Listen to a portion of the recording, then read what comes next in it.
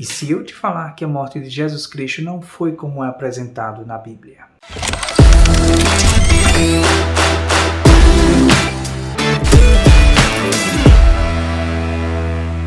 Seja bem-vindo ao canal Racha Cuca, o seu canal de entretenimento, curiosidades sobre o mundo natural, espiritual, mundial, o que você quiser chamar, banal, carnal, entre outras coisas mais. Eu sou Antônio Flávio e vou ser o seu apresentador neste primeiro capítulo. Beleza? Bora lá! Só um aviso, eu não tenho a intenção alguma de debater sobre qual é o certo, qual é o errado, se a religião de fulano de tal é melhor que a sua, que é de Beltrano, enfim, não tenho nada a ver com isso, aí vocês se resolvam. O meu intuito de fazer esse vídeo é apenas comparar uma versão que a própria Bíblia nos oferece com uma versão científica, ou seja, é um vídeo comparativo. Não estou dizendo que a sua religião é errada, pelo contrário, ela pode estar certa e a versão da ciência está errada. Então, vamos ser um pouco mais de mente aberta e aprender a escutar os fatos que pode ter acontecido e também não pode ter acontecido. Tranquilo? Bora lá! O dia 7 de abril do ano 30 é tido como a data onde Jesus Cristo foi morto, ou seja, ele foi crucificado, a data de sua morte. Porém, até hoje ainda existem alguns paradigmas, alguns enigmas, algumas comparações que deturbam de que a religião talvez esteja certa ou a ciência explica alguns fatos.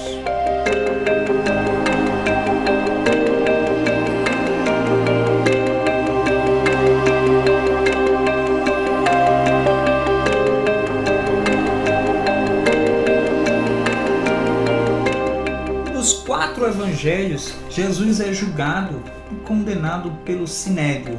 Para quem não sabe, Sinédrio era aquela cúpula, judia dos anciões sobre o domínio de Roma. Aquela patotinha lá, do alto clero que julgava, sentenciava, chegava, dava aquela soprada no ouvido do governador da época ou do rei. Então, o Sinédrio era isso, para quem não sabe, Palavrazinha que nem é muito utilizada, na verdade, até porque hoje vivemos em outros tempos. Mas Jesus passa por essa cúpula, onde o mesmo é sentenciado, zombado, surrado e condenado por alegar um fato. Jesus afirmava ser o Filho de Deus na Terra.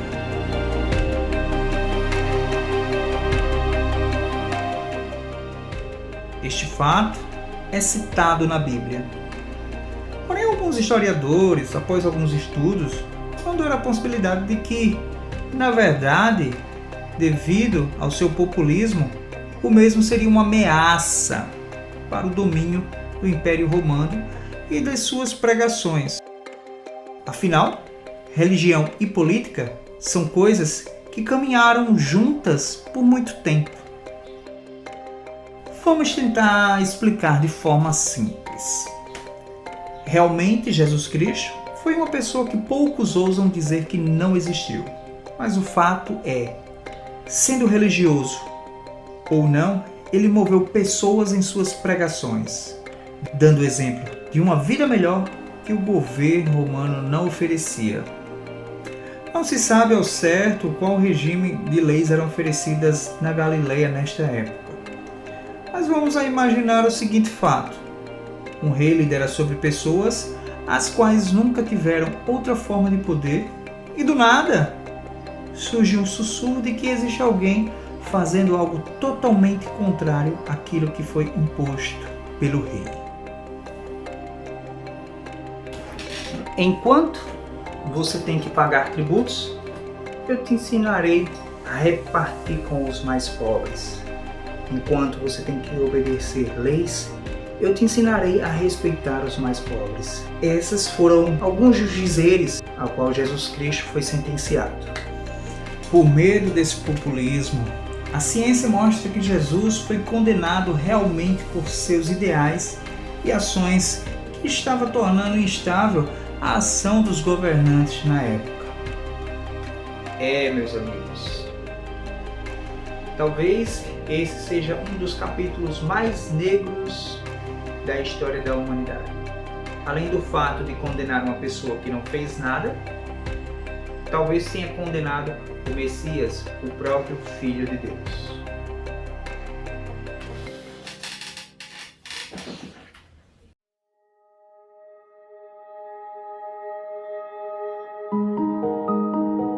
Pôncio Pilatos, governador da Galileia, depois de ouvir Herodes, o aconselhou o mesmo a apenas dar o exemplo, com chicotadas. Posteriormente, libera o homem, para que não volte a fazer mais, não converse asneiras. Mais ou menos isso. No entanto, o governador Pilatos, atiçado por fanáticos, pessoal no ouvido dele, e líderes religiosos, ficou buzinando no ouvido do rapaz. Ele logo pergunta: o que devo fazer com esse homem? Pois afinal, como símbolo de boa fé e esperança, um homem deveria ser liberado. Disputando com ele ninguém mais que Barabás versus Jesus.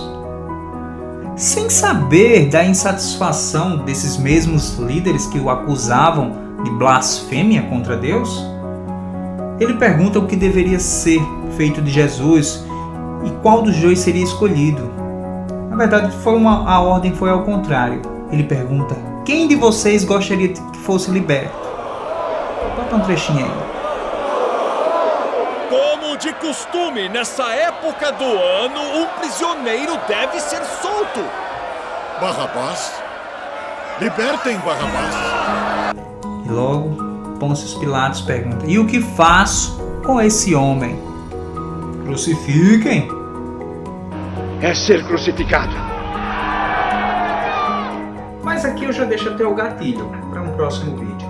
E se, em vez de Barrabás fosse libertado, fosse Jesus? O que poderia ter acontecido com a humanidade? Como vocês já devem esperar, alguns fatos nos levam que Jesus, na verdade, foi julgado por ser aquela pedrinha no sapato de alguns poderosos. Pelo medo de revoltas populares, pelo medo da perda do controle religioso e pela perda do Império Romano. Vejamos. Apenas chicotear este rapaz e soltá-lo depois. Ou vamos silenciá-lo logo de uma vez por todas? Meus amigos, a segunda opção parece ser mais fácil e mais efetiva. Torturado, chicoteado, Jesus carrega em sua cabeça uma coroa de espinhos, alusão ao fato de ser o rei dos judeus, feitas por alguns guardas que satirizam seus dizeres. Segundo a ciência, Jesus pode ter perdido a consciência várias e várias vezes, com o fato dessa coroa de espinhos. Para quem não sabe, o fato de colocar a coroa não foi na parte oval da cabeça, como o Papa coloca aquele chapeuzinho aqui engraçado, mas sim como um cavaleiro se ajoelha para receber. Você não se ajoelha? Para quem assistiu O Senhor dos Anéis, sabe do que eu estou falando. Aragorn se abaixa, assim como Jesus Cristo, e recebe a coroa em seu dorso. O fato de baixar, segundo alguns historiadores, penetravam em seus olhos, aqueles espinhos lá. Imagina, 1 centímetro aqui, nesse supercílio que sangra pra cacete. Sacou? Como é falado na Bíblia, ele carregou a própria cruz. Uma cruz que, em média, para suportar um homem de mais ou menos 70 quilos, ela deveria ter um peso entre 70 a 90 quilos. Que humanamente, dependendo do percurso que Jesus percorreria, seria impossível, devido às condições físicas que o mesmo já estava. Portanto, algumas hipóteses foram criadas, onde, na verdade, ele levou apenas o dorso superior, aquela parte em que ficaria apregado as mãos.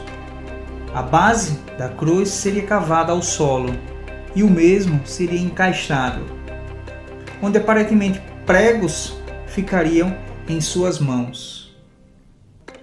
Já outras imagens e alguns cientistas afirmam que, na verdade, Jesus não foi apregado pelas mãos, e sim no pulso, porque, sendo no pulso, ele seria capaz de aguentar o peso da crucificação do próprio corpo.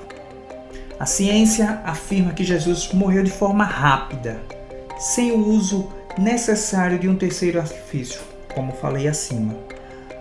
Também não houve uma grande multidão, justamente para não haver conflitos. Vale lembrar que Jesus era muito populista.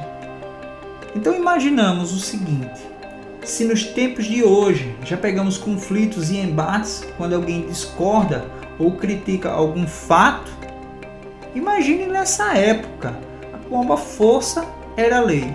Bem, muitas questões foram levantadas nesse vídeo, fatos que até hoje ninguém ousa afirmar se é certo ou errado. Também encontramos alguns pontos que se encaixam entre ciência e religião, não da forma que a gente espera, né? Mas há aquele ponto de encontro e fatos que realmente aconteceram que a ciência não pode questionar e outras que também não podem explicar. Mas isso é um assunto que eu não pretendo abordar. Afinal, religião, futebol, não se discute. E eu não poderia deixar de falar, né? Se você gostou desse conteúdo, segue nosso canal. Tranquilo? E até o próximo Raça Cuca!